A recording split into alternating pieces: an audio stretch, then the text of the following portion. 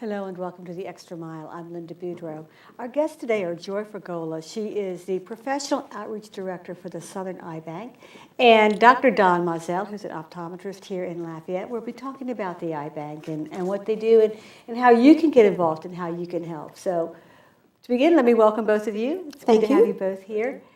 And I guess, Joy, just to kind of set the stage, what is the Southern Eye Bank? What do you do? Well, we're a nonprofit. We're one of 3 eye banks in the state, and we service the 27 parishes of South Louisiana. That's what you do, just out of Southern Eye Bank? Mm-hmm. Okay. Just as Southern Eye Bank, And then we actually recover ocular tissue, corneas, for transplantation, and then we make sure the tissue is healthy, and we distribute the tissue. So there's a real need, there's a national need for corneas for different diseases, and I'm going to let Dr. MIZELLE talk a little bit about that. And basically what we do is we make sure people get the gift of sight when families say yes to donation. Okay, so you procure the corneas. Correct. And then you help We to distribute them. We make So- sure they're healthy. Okay. We do all the medical tests necessary, and we do a medical social history, and then we distribute to the doctors. Okay. And right now in South Louisiana, there's no waiting list if you need a cornea transplant. Is that unusual? It is. It's very unusual, and we like to say it's because the people here are so generous. Last year we had 587 families in South Louisiana that said yes to cornea donation. Do you think that's because people are getting more and more aware of the importance of not just cornea donations, but tissue donations in general? I hope Do you so. think? I hope that's one of the reasons. We actually try to educate, and being on programs like this is to help people understand the need for donation and also the benefits of donation. Okay. And we're going to get to the benefits in just a minute. Exactly. But Dr. MIZELLE, you're here in a dual role, really, because you are also the father of a donor. So your son you donated your son's corneas. That's Is correct. that correct? So I guess before we get into all the technical stuff of what it means, what made you decide to donate your son's corneas? Well, it's kind of a happy and sad story all at the same time. On March the 27th of 2010, I was attending a continuing education meeting for my profession for optometry, and it was a pretty normal day. My son Bill was following his 2 friends, Michael Smith and B.C. Tebow, in the Louisiana Open golf tournament. They had both made the cut. He had grown up playing golf with him, was so excited about it. And he had spent the day, and he kept following them around, and he kept sending me minute-by-minute updates of where they were on the course and what their score was. So it was a pretty normal day. Sounds like a good day. Yes, it was. And 10:30 that night we spoke, and we had made plans to meet out at the love triumph the next day. He was going out early, and I was going to find out where he was, and we were going to meet up. Unfortunately, that evening, he ran into a situation that things got out of control, and shortly after midnight he took his life. And I guess it was about 11:45, he sent me a text message that simply said, "I love you, Daddy." And I texted him back and I said, "I love you too, what's going on?" And he said, "I'm soon going to be free." Wow. And unfortunately, I from prior experience, I knew what he was talking about. Bill had been a sufferer from depression. He had been treated and been on medication, and in fact had been doing so well that he was taken off medication and released from therapy with the promise. He had his psychologist's phone number on speed dial, that if he ever had any situation to call immediately. Of course, he had all of his family and friends available too. And I've been with family and friends all day. Pretty much. Yeah. Pretty much. So after I received that information, I called him, and he answered his phone, and he was crying, and he simply said, "Daddy, I love you." I said, "I love you too, Bill. Don't do this." I said, "Things will be better." And he just said, "I love you," and he hung up. So I frantically made some phone calls and found out where he was, and went over there, and I was the first one on the scene. I found him. He had shot himself with a shotgun in his vehicle. And so I called 911 and asked them to please send the coroner's office, and they informed me that they could not do that they had to send an ambulance and a police officers and a fire truck. So we had a bit of commotion going on at that time. And I really don't know how long it had been because I kind of lost track of time, but I asked the police officers, are you going to call LOPA because I know Bill is an organ donor. And they said, no, we weren't planning on it. We'll let the coroner's office deal with that later. And I thought it was rather important to deal with it then, so I made the call to LOPA and answered their questions, and we were able to get things lined up for Bill to be a cornea donor. Okay, so prior to that, then you didn't know about the Southern Eye Bank, or that wasn't, you just started with the LOPA and they directed you because of the... Well, LOPA actually pre-screens all calls for us. Oh, so we don't call every you call, first. no, every call goes into LOPA, and that way people don't have to call two organizations. Which is really tough to do. It is. Under And any so- circumstance. Under any circumstances, if you're a coroner, if you're in the ER as a nurse, you're busy. So one phone call takes care of organ tissue and cornea donation. Okay. So they screen for us, and then we are the ones that'll do the follow-up calls. Okay. Okay. So did they call you then after you called LOPA, or did you end up calling them? I got a call the next day, Okay. and they confirmed that they were going to be able to use Bill's corneas. Okay. And as both the parent of a donor and as an eye doctor, I thought it was very kind of ironic that was the tissue that they would be able to use.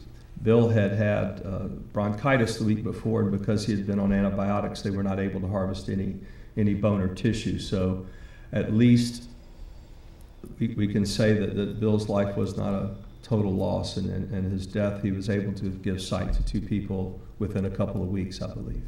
Does that make it is there any comfort for you in that? Well, there's some comfort in it, Little- yes, Yeah, of course, yeah. but we'd rather him be here, of course. Yeah, but Yeah. since he's not, two people can see because he correct. was here. Yes.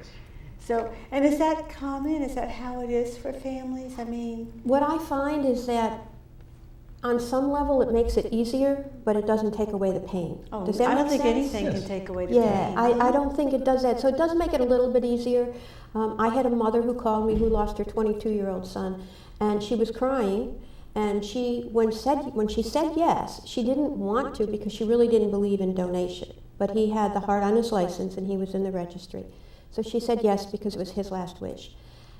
And she got a letter from the eye bank telling a little bit about where his corneas went and who got them. And she called crying because that was the best day since the day he had died. Okay. And so it does give some comfort, but I don't think it can ever take away Oh, the no. loss. And I you don't know? think the intent is that, but at least It's- a part of your loved one lives on and is serving Exactly. in a very meaningful and profound way. Because let's face it, sight is a very big deal. It's amazing the difference it Yeah. can make when you know. I can't. Yeah. Yeah, we're gonna Well- have you put your other hat on and just talk about the importance of sight and what a corneal transplant can mean to people. Well, I've had several patients who have had corneal transplants. Most of my patients who've had corneal transplants have a disease called keratoconus. It's a disease where the cornea begins to spontaneously grow in a forward direction. It just starts protruding, and it makes the eye so out of shape that it's difficult to compensate with a pair of eyeglasses. Most of them have to be fit with a specialty type of contact lens so that they can see. If the cornea continues to grow forward, it stretches so thin that they start running the risk of the cornea actually rupturing. Oh. So when it comes to that point, or sometimes they get scarring, and that's when it's time to consider a transplant. There are other eye diseases, certain corneal dystrophies, and of course injuries, burns, things of that nature that require corneal transplant. Okay. And just so people know, we assume everybody knows everything about eyes and corneas and stuff like that, but what role does the cornea play in sight, and why are we transplanting corneas? And what is it? It's very simple. Not The simplistic the answer. simple The one. cornea is the window to the soul. The Alright. cornea is the little clear tissue that covers over the colored part of your eye. The cornea is the number one refracting plane of the eye. It's what helps to determine, well, the cornea, the power of the lens inside of the eye, and the length of your eyeball. All three of those things go together to determine whether you're nearsighted, farsighted, or have astigmatism or some combination. And so the cornea is the first point of entry of light, and it's where light first gets bent. The cornea is really a unique tissue. It's classical theory has it 5 layers. Apparently, in the last few weeks, They have think they may discovered have a found 6th. another. Really? Yeah, It's like they- on another it's a planet tiny, somewhere. one cell layer thick, a very microscopic layer of the cornea. But it's both very soft and yet extremely tough too, and it helps you to see. And it's without your cornea, you don't have sight. You're not seeing. And another interesting thing about the cornea, correct me if I'm wrong, is that it's something that you can transplant. I mean, is there a match required? or There's is no it- match that's required. not- They're, yeah. they're avascular, there's no That's blood the word. vessels, so therefore they can go to anyone. Although they have found, research has shown that if you do actually have a loss of a transplant for whatever reason, if they match the blood for the second transplant, there's a greater chance of success for the second transplant. So, Okay, so there's something to do with blood type, but not. It's but not really most of the dependent time it's upon that. not. It's just goes to anyone, any age. You can be any age and be a recipient. Our youngest was 5 days old, and our oldest was 105. Really? Because a lot of times they don't want to even transplant in older adults for whatever Not for corneas. reason. We do consistently. We do 80-year-olds, 86-year-olds. So what are the primary causes that older adults are having corneal transplants? You could probably answer that better than I. Aren't you glad you're Another here? trick question.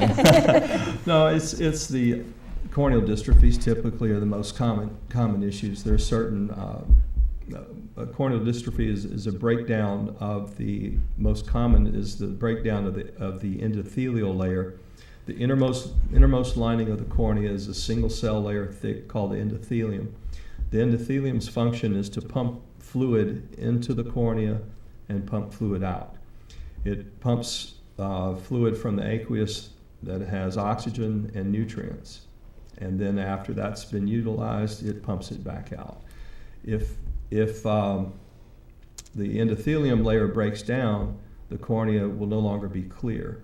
The middle layer of the cornea, called the stroma, is a series of collagen fibers, and I'm going to have to use my hands. But there are a series of collagen fibers that align such that they are perfectly clear. When the endothelial pump breaks down, those fibers start getting out of alignment, and you get foggy, blurry vision. Okay. And then some of the endothelial, some of the other corneal dystrophies cause superficial damage, and the patients are in constant and chronic pain. Okay. So, but again, think about this: if you're driving down the road in your vehicle, and a pickup truck full of pea gravel splatters pea gravel on your windshield, you can see out of it, but not very well. Well, if Yeah. the surface of your cornea is so disturbed, then the That's how you're fix, gonna see. unfortunately, in certain cases, is a corneal transplant. Okay. And are they difficult to do? And is recovery time tough? Again, well, as from our experience, what Yeah. I've been told is that it takes about an hour and a half to have a transplant. It's outpatient surgery, and people can see immediately, but they can't see to focus very well. They see shape and color. So they go from seeing, like Dr. Mizelle just mentioned, sort of like a smeared kind of a sunglass look, to being able to see shapes and colors immediately. And usually within 6 weeks, they're back at work. So it's You a know, pretty simple.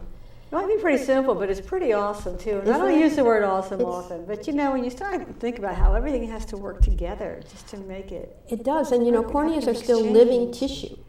So because they're living tissue, they have to be transplanted very quickly. How long do you have from the time that you In the United harvest? States, we have 14 days. Okay. Okay, most of the time we know where the corneas are going by the 3rd day.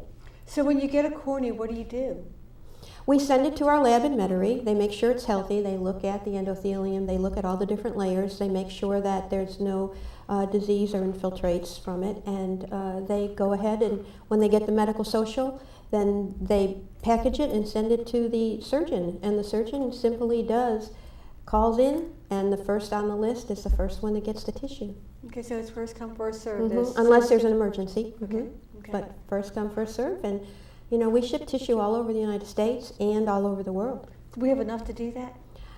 We do at times. Well, yes. good for us. I We mean, don't that's a good always. thing. We don't always, but we do at times. In fact, my brother was a donor in Houston, when he was down there 2 years ago, and his corneas went to Egypt. You I may, know, so you may travel far and wide. That's right, that's right. And Said the and two done. people in Egypt can see, and I see sunshine when I think of it. So. I think it's wonderful. And that's another thing, then you don't do a pair of corneas. I mean, like, both of your corneas will not go to the same person. Not usually. Usually they do one cornea transplant at a time. They want to make sure it's healthy. Okay. And it takes about a year, I think, before they'll do the second transplant. Yeah. Okay. So there's some time in between. Exactly. What do people need to do if they want to be a donor? If anybody watching today wants to be a donor, how do you sign up? How do you say, I'll do it? Well, that's an easy one. You can actually sign up when you get your license renewed or get your driver's license. You can go online and you can sign up through Donate Life Louisiana, which is, they have a website. LOPA, Louisiana Organ Procurement Agency, has a website.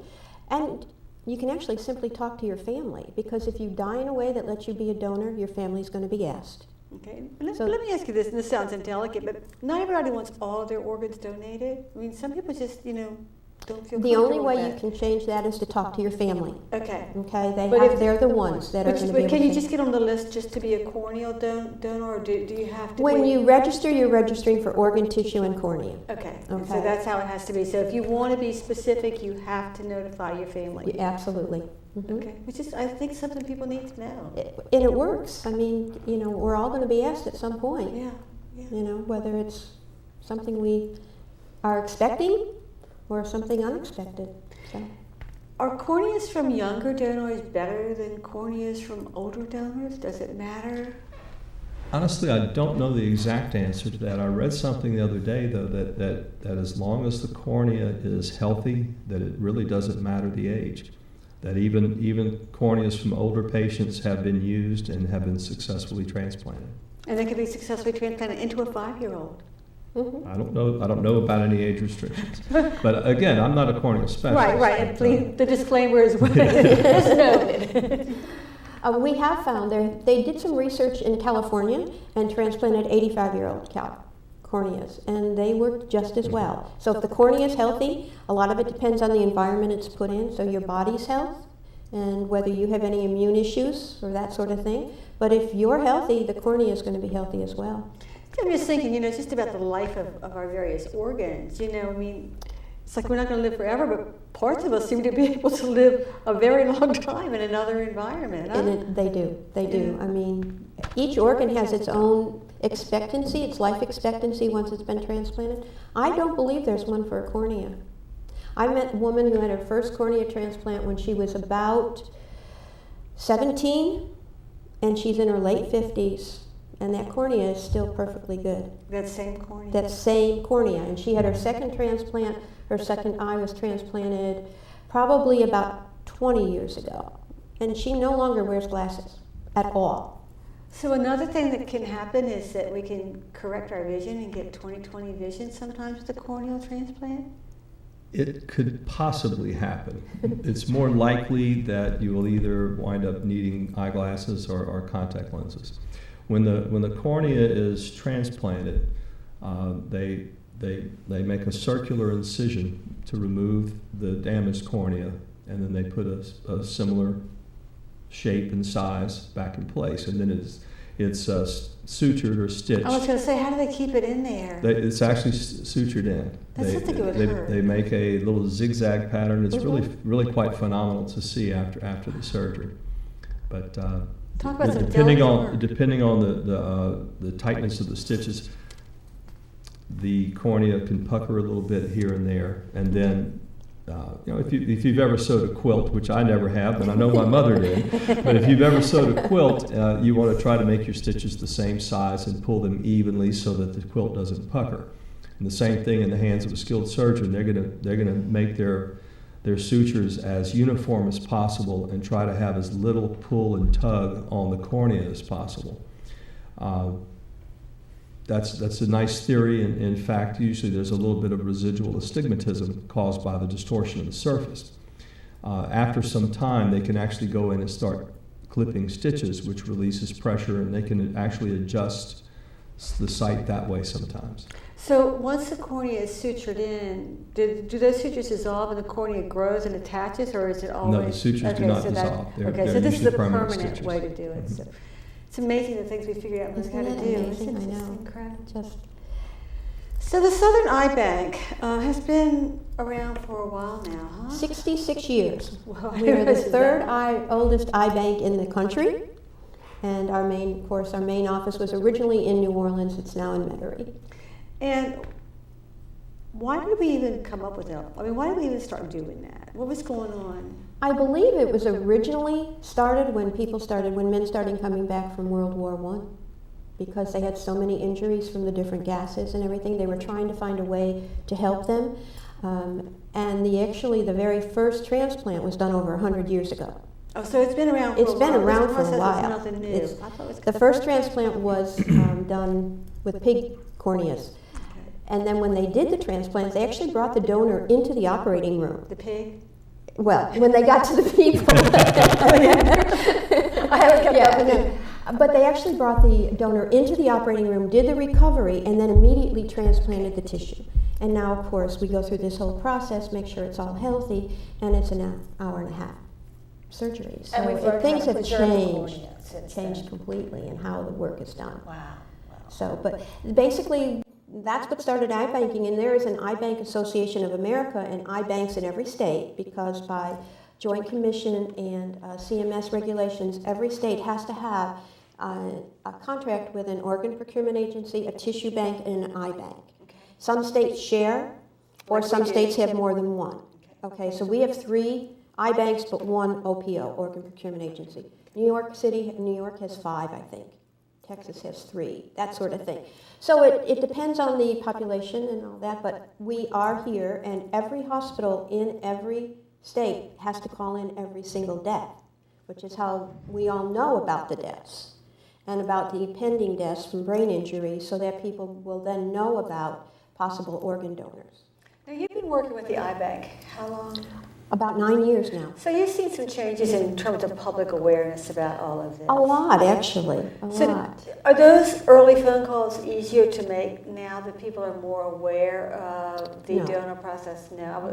I No. often think, when I think about this whole field, I think about how do you make those calls? How do you call somebody who's just lost a loved one and said, would you be willing? We have a lot of training to do that, because it is really challenging to do it where people are not offended, where they're not saying no to the death still, and because they're saying no to the death, they're saying no to everything. Right. And so our techs are really trained to do that. It's not part of my job very often. Occasionally I'll go to the hospitals when they ask for someone in person to come and explain the process, but most of the time families still have a real challenging, difficult time talking about end-of-life decisions, because even when you're in the process of seeing someone you love die, whether it's from cancer or whatever it is, there's still a part of you that's saying no. Oh, yeah. And yeah, so it 100%. makes it very difficult. I think the education comes in is that once people get over the initial shock, they're able to say, yes, okay, this is what he wanted or she wanted, and therefore we can do it. But for you, in your initial shock, you made the call. Which is, Yes. I just thought it was so awesome. I'm kind of a technical person at times, and there were so many thoughts racing through my head. You know, this is such a tragic waste of life. What else can I do? And I kind of view it from the standpoint of a Bible verse from Romans. It's 8:28 says, "All things work together for the good for those who love the Lord." It doesn't say that all things that happen to us are good, or that we're going to necessarily like everything that happens to us. But I was trying to make some sense of his death. I was trying to, I guess, it's hard to say what was going through my head at that time, other than I knew that he was an organ donor, and I knew that his corneas were healthy, and I didn't want his life to be a waste. and it wasn't because of you. We're out of time. I want to thank both of you for being here, Thank for sharing you. your story and his legacy, and for giving us the technical expertise as well. And Joy, I thank thank you. you. And thank you, as always, for the wonderful work that you do. Thank you so much. I appreciate it. And thank you for watching The Extra Mile. you.